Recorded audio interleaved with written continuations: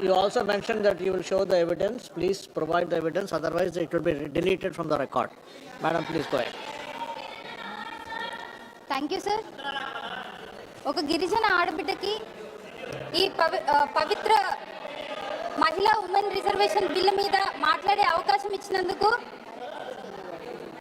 హృదయపూర్వక కృతజ్ఞతలు తెలియజేసుకుంటున్నాను. ఈ సమాజంలో మహిళలు వెనుకబడి ఉన్నారని అనుకునే సమయంలో ఒక గిరిజన మహిళ ఇంకెంత వెనుకబడి ఉంటుందో ఊహించుకోవచ్చు. అట్లాంటి నేపథ్యం నుండి నన్ను ఈ గౌరవ సభకు పంపించిన గత ముఖ్యమంత్రి వర్యులు వైఎస్ జగన్మోహన్ రెడ్డి గారికి, అరకు పార్లమెంట్ ప్రజలకు ఈ సందర్భంగా కృతజ్ఞతలు తెలియజేసుకుంటున్నాను. సార్, మహిళా రిజర్వేషన్ బిల్లు దేశంలో మహిళల యొక్క భవిష్యత్తును మార్చే ఒక చారిత్రాత్మక నిర్ణయం అని చెప్పడానికి సందేహం లేదు. ఎత్ర నార్యేషు పూజ్యంతే రమంతే తత్ర దేవతః అంటే ఎక్కడైతే మహిళలు గౌరవింపబడతారో అక్కడ దేవతలు కొలువై ఉంటారు. మన సంస్కృతిలో మహిళలను ఒక శక్తి స్వరూపిణిగా భావిస్తాము.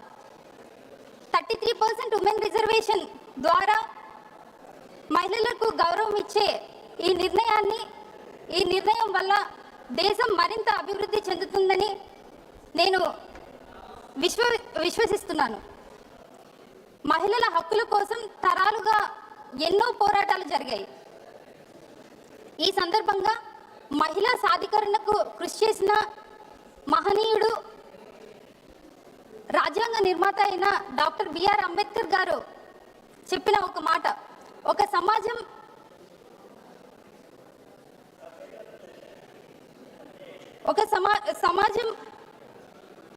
ముందుకు వెళ్తుందో అంచనా వేయాలంటే ఆ సమాజంలో మహిళలు ఎంత ముందుకు వెళ్తున్నారో చూడాలి అని.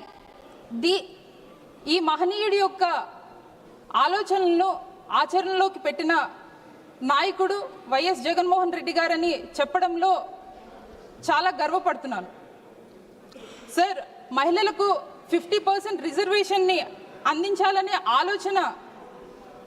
ఆలోచించడమే కాకుండా 2019 నుండి 2024 వరకు అది అమలుపరిచి చేసి చూపించారు. ఆంధ్రప్రదేశ్ రాష్ట్ర చరిత్రలోనే తొలిసారిగా ఒక మహిళను డిప్యూటీ సీఎంగా, ఒక మహిళను హోమ్ మినిస్టర్గా, క్యాబినెట్లో 4 మహిళలను మంత్రులుగా చేసి చూపించి మహిళల యొక్క గౌరవప్రదమైన ప్రాతినిధ్యం కల్పించారు. లోకల్ బాడీ ఎలక్షన్స్లో నామినేటెడ్ పోస్టుల్లో, సర్వీస్ కాంట్రాక్టుల్లో 50% మహిళలకు అవకాశం కల్పించారు. అంతేకాక మహిళల కోసం అమలుపరిచే సంక్షేమ పథకాలు అమ్మఒడి, వైఎస్ఆర్ చేయూత, వైఎస్ఆర్ ఆసరా, ఇలానే పేద ప్రజలకు అండగా ఉండి ఇళ్ల పట్టాలు కూడా మహిళల పేరునే అందించిన ప్రజానాయకుడు వైఎస్ జగన్మోహన్ రెడ్డి గారని గర్వంగా చెప్తున్నాను. దిశ పోలీస్ స్టేషన్ని స్థాపించి దిశ యాప్ ద్వారా మహిళలకు రక్షణ కల్పించారు. ఆర్థిక సామాజిక వర్గాలలో మహిళలు బలోపేతంగా ఉండాలని చెప్పి ఎన్నో కార్యక్రమాలు అమలుపరిచారు. 2019 నుండి 2024 వరకు ఈ పీరియడ్లో స్వర్ణయుగంగా మార్చారు. అంతేకాక మహిళలు ఆత్మవిశ్వాసంతో గౌరవంతో జీవించేలా చేశారు. చివరిగా ఒక ముఖ్యమైన విషయాన్ని ప్రస్తావిద్దాం అనుకుంటున్నాను సార్. దేశంలో మహిళా రిజర్వేషన్ బిల్లు వచ్చిందని మహిళలందరూ ఆనందించే ఈ సమయంలో ఆంధ్రప్రదేశ్ రాష్ట్రంలో మహిళలపై దాడులు పెరుగుతుందేమోనని ఆందోళనగా ఉంది. ప్రతిరోజు ఏదో ఒక చోట హింసాత్మక ఘటనలు జరుగుతూనే ఉన్నాయి. 1 మినిట్. నంద్యాల జిల్లా ముచ్చిమర్రి ఘటన వంటి సంఘటనలు నిజంగా బాధాకరం. మరీ ముఖ్యంగా